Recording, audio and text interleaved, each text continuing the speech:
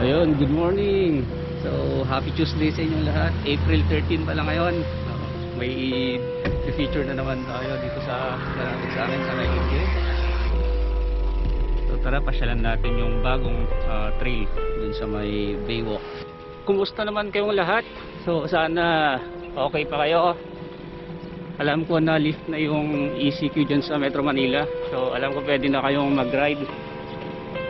Pero always wear your mask, yun na lang, para at least safe tayo lahat, hindi tayo makahawa or maging carrier ng virus.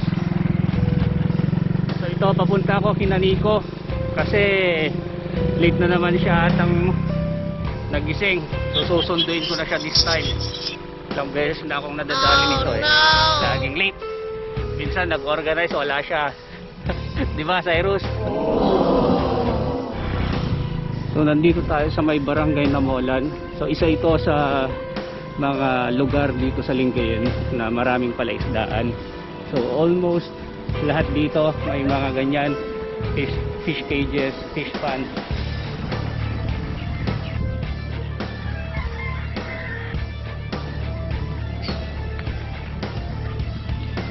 Lapit na tayo sa kanila. Sana gising na yun. So, nandito na tayo sa bahay nila Nico. Nico! Nico! Tulog na tulog pa tayo.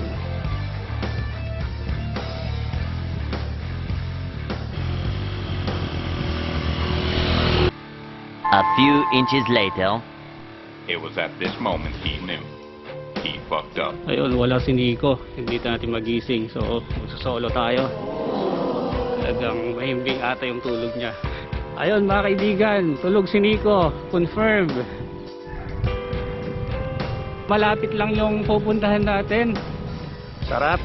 Nasa 5 kilometers lang hanggang dito. Sa may barangay Namolan. So, nakita nyo, napakaganda dito.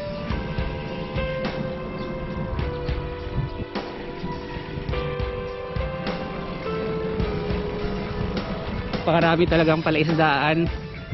So dito kinukultured nila yung mga tilapia, bangus, mga hito, hipon. Dito lang yan sa Lingayen, Pangasinan. Siya nga pala, balita ko tumaas na yung prices ng mga bike parts, bike accessories. So siguro dahil yan sa demand, nag-increase ata ng 15 to 20%. So huwag kayong magtataka kung bakit. So dahil yan sa demand. So paakyat na tayo dito sa may bagong ginagawa road. Ito yung bypass from Dimalay hanggang Sual. So project yan ng LGU.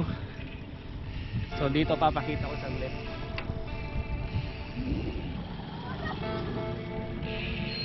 Shout out kay Mayor Paul. So isa siya sa may project na highway na yan. So kudos sa'yo. Keep up the good work and be healthy lagi. Dito na tayo sa may Maramba Boulevard. Ang maganda dito na pre-preserve pa nila yung mga puno. So napakalamig. Presko yung hangin dito, lalo na pag umaga. Saka malamig sa mata. Mapuno pa rin eh. Saka pala, kung nakikita nyo, nakapansin nyo yung suit ko, kabibili ko yan sa Shopee. So presko siya, napaka lightweight. Siguro maganda to baunin pag nag long ride kayo kasi madali siyang isiksik. Napaka nipis lang talaga niya. Ayan, so pineapple ano siya style na tela. So madaling pasukan ng hangin. Ayan. Pero quick dry to. Ayan, so local product siya. Lalagay ko na lang yung link ng seller dun sa description ng video na to. So i-try nyo rin, okay siya para sa akin. Hotel Consuelo and Resort. So isa na rin yan sa matagal na hotel dito sa Lingayen. Nandito na tayo sa may Capitol Ground, Capitol Hotel. In few meters makakalabas na tayo ng Baywalk sa Lingayen. Ayan, so ito na yung Baywalk. So from here, nasa about 3 to 4 kilometers hanggang dun sa may Limahong Channel, yung pupunta nating trail. So right now, close pa yan. Kuya Ronnie. Whoop! Oh, bukas na yung sa may trail. Good morning, ikaw pala. Good morning. Testing natin. Oo. Ito si Kuya, daily to.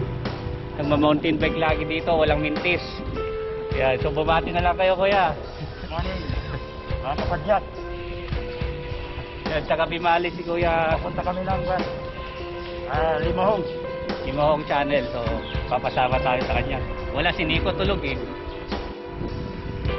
Ayan, so on the way na kami sa may Limahong. Before itong dinadaanan nating semento, na abot yan ng tubig, so nagdala siya ng buhangin, napakapal.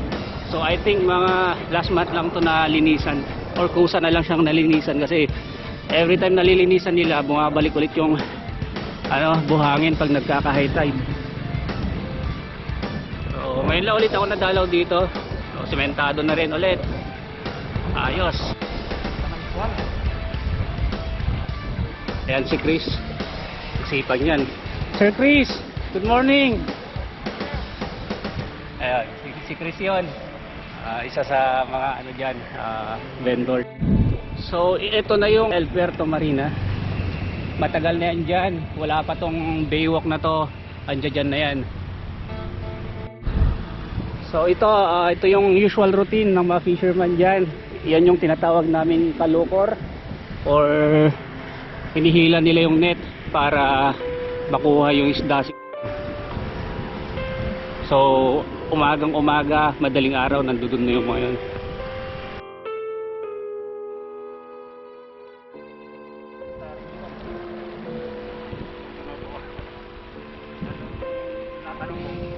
Dito na tayo sa may Limahong.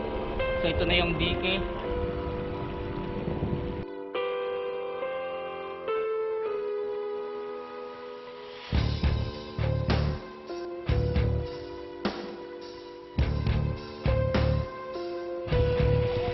Ayun, so ito yung start, yung entrance ng trail, yung tulog kanina ng ginigising natin sa gate. Kita ba yung tawag niya? Yung tuloy sa bayan. Yun siya, tignan nyo. Dito ka, next! Ayun, so kagigising niya, halatado naman, di ba? Tinulugan tayo. Ayan, so start na tayo, guys. Pagi trapper sa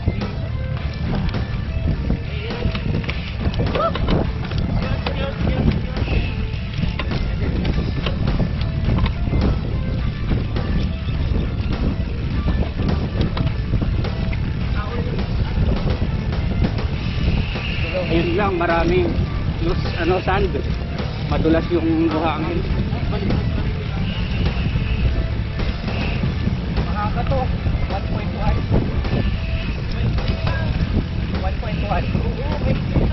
mahaba yung sa train. Dito mapapansin.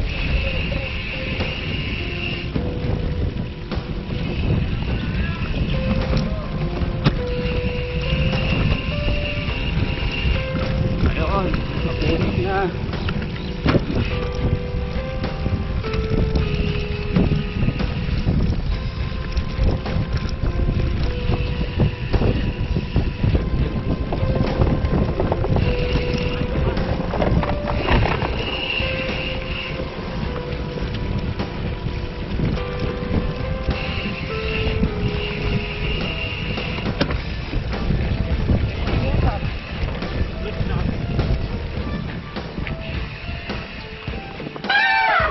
Wow, jump. Huwag dyan. Dito tayo. So medyo malambot yung buhangin dito. Padyak na lang pag pero yeah.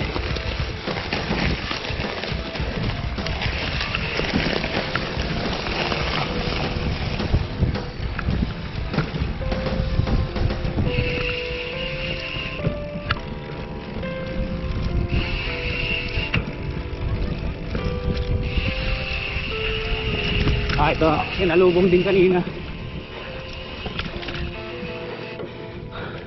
Whew. Nice one. May pilapil.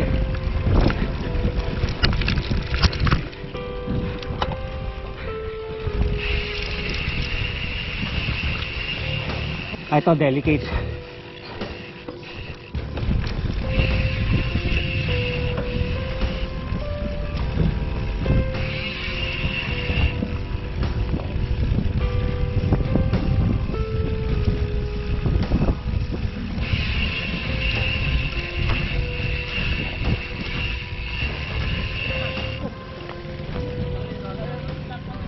Ayun, so nakita nyo yung course, yung trail dito. So okay siya, maganda. Single track nga lang at saka short. So may dalawang portion yon. Yung green arrow 500 meters and then yung red is 1.1 or 1 kilometer yon. So tanungin natin sila Raymond kung anong masasabi nila sa trail. So kumusta yung trail? Okay naman, technical nga lang kaya kailangan mo dito ano yung skills para sa technical na course. Oo. Lalo na yung sa mga bandang buhangin, no? Masasabi ko sa trail na to is more on single track siya, kaya diskartihan talaga kung saan ka dapat lumusot at lakas lang ng loob doon sa jump siguro.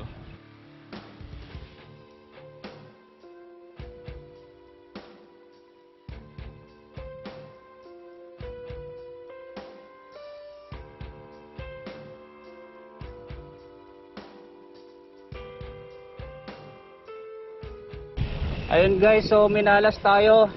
Pauwi na, pero naabutan pa ng tusok. So medyo flat, papa-vulcanize namin. Ayun, so thank you very much. Dito lang muna. So hanggang sa muli, abangan natin yung pagsali natin sa race na yon. So babush!